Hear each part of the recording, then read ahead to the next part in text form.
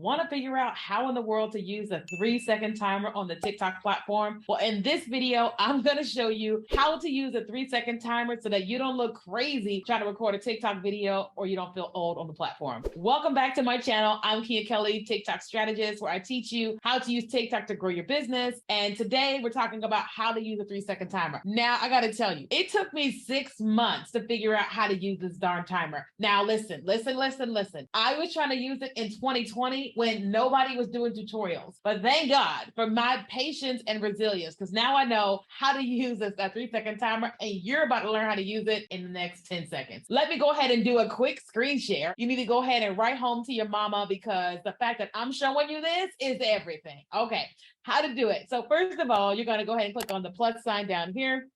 And guess what? The 3-second timer is right there. Okay, so all you have to do is click on it. Now, how does this work? The way that it works is that there's a little red bar right there, and you can see it moving. And this is how, if you want to do some type of transition. So all you have to do is you can see where it says the 3 seconds right there. So I'm going to click it. It's a 3 seconds, and then 10 seconds, and I'm going to click 3 as well. All you have to do is click on 3 and have that be highlighted, and then that's going to give you a 3-second countdown. Let me show it to you. And what that's going to do, that's going to allow you to get yourself in place, and you don't have to be looking at the screen waiting to find out when should you go. Now, let me show you what this looks like, because now we've had the timer. And what that's going to do, that's going to allow.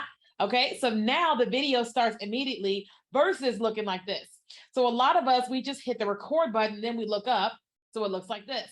Record button, then we look up. Record button. But instead, now you know how to use 3 seconds by clicking on 3 and then making sure the 3 is highlighted, and then now we're done.